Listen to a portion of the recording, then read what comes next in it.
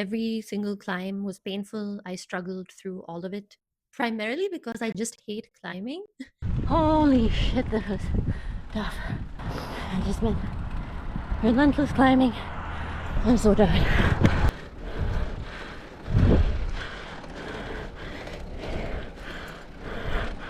I don't know why someone would pick this sport if they don't like climbing. Like, I really like the freedom of the sport and the fun and the speed on the descents, but I did not like climbing, which makes it a little bit hard to really do well at cycling.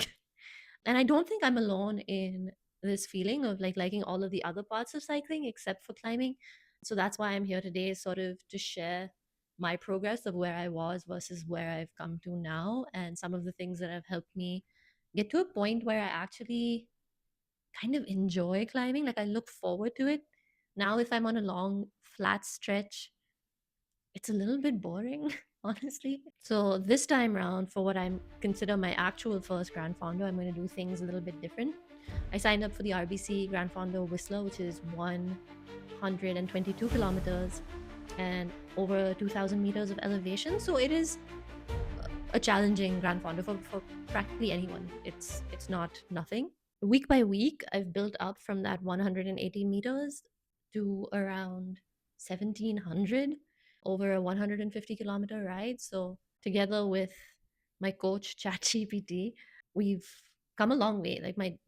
I'm hitting further distances, hitting taller climbs.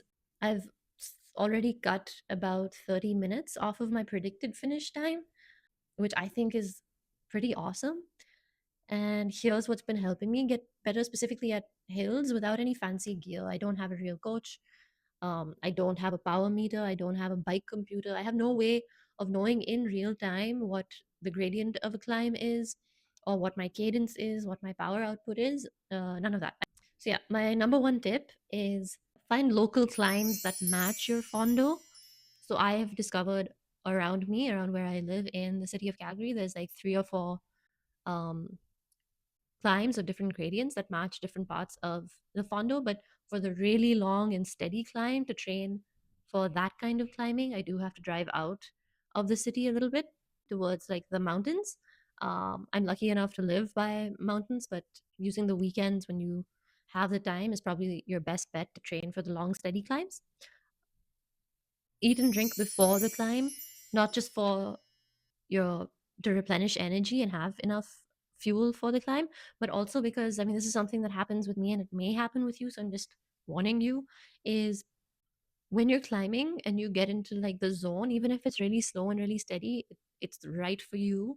You found a cadence that works, you found a gear, like your gearing that works, to then sort of mess around and trying to grab your bottle or grab your snacks, etc., is may throw you off. It may slow you down, and then that's just frustrating. Of course, if you really need to eat and drink in the midst of the climb, 100% do that. But if you like if you're seeing a climb coming up, or you know that it's coming up because you know your course map, then I would suggest do a lot of that eating and drinking before the climb, so that you can just zone in on the climb and like take it in as zen, peaceful a manner as you can possibly do. The next one, which again is sort of connected, is in case for any reason, whether it's because you're grabbing your bottle and your snacks and that throws you off or slows you down, or you've just hit a very steep section, you're really tired, you want to get off your bike and walk it for a little while, that is completely fine. It's totally like you're allowed to do that in a fondo. You're not breaking any rules by getting off your bike mid climb, as long as you're doing it safely and like sort of indicate to the people behind you that you're doing that. You can do that with hand gestures. Study hand gestures online. Like, there's resources, I can find some and put them in the description below as well. Or you can just scream out that you're slowing down or you're stopping. And if you do stop, then getting back on your bike on a climb can be a bit of a struggle. But here's what I've discovered really helps is, instead of like angling your bike straight up towards the top of the hill, sort of angle it diagonal. Imagine, you know how like zigzagging up a climb can really help. Same deal as when you start on either a zig or a zag. And what I do is like I hold down my brakes, sit on my bike, hold down the brakes, and as I'm start pedaling is when I release it at the same time. So it sort of like is a push and keeps momentum going in a diagonal direction, and then allow yourself to zig and zag a little bit and then continue on. I feel like that really helps. And then getting like pedaling a couple of times, a few times before trying to clip in, just pedaling without the like with your foot on the pedal, obviously, but not necessarily just clipped in yet. That really helps. The next one, I think this one is the most important of all, is don't get frustrated.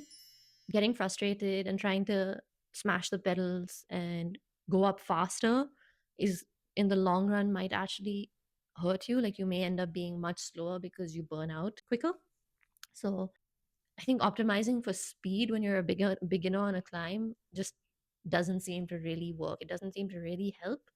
Optimizing for comfort and finding your focus, like really finding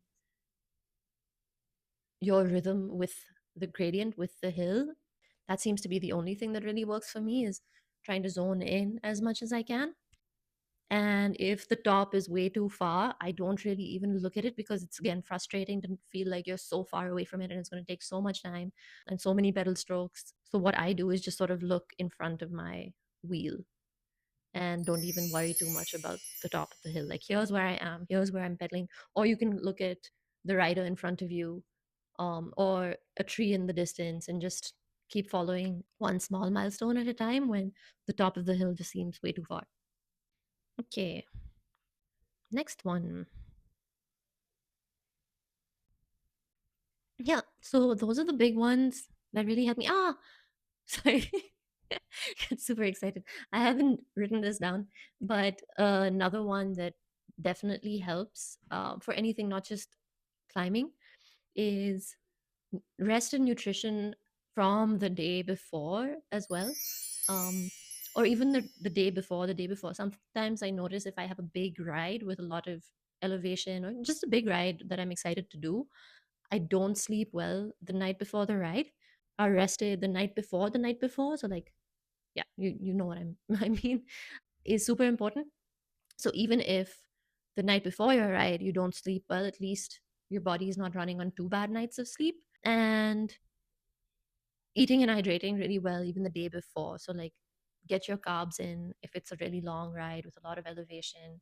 Hydrate a bunch the day before, and the morning of, start the morning with a full glass of water, or even add like electrolytes or a bit of pinch of salt and sugar to your water as well. That's what I do. And if you have any like mantra or a ritualistic thing that helps you feel, get you in the zone, helps as well. Like, something that I do, I'm a warm water shower, like, not warm. I am a scalding hot water shower person.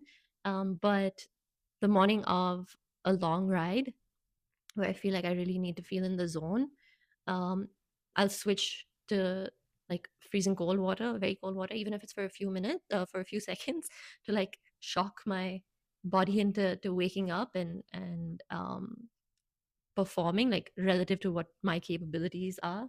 That usually does help me. And yeah, just remember that usually on the other side of a big climb is a big descent, and that can be a lot of fun, or there's a really nice view up top or along the way. And it just, yeah, it's so worth it once you've achieved something big like that. That's the unfortunate thing about the RBC Gran Fondo Whistler, though, is if you look at the course map, there's 50 kilometers of climbing, and then there's no descent. I would be so happy to have like a 50-kilometer descent after that. That'd be awesome. um so yeah, that's where I'm at 8 weeks into training. We're still learning, still building our endurance, still building our climbing capabilities, still dialing in on like the nutrition, rest, recovery.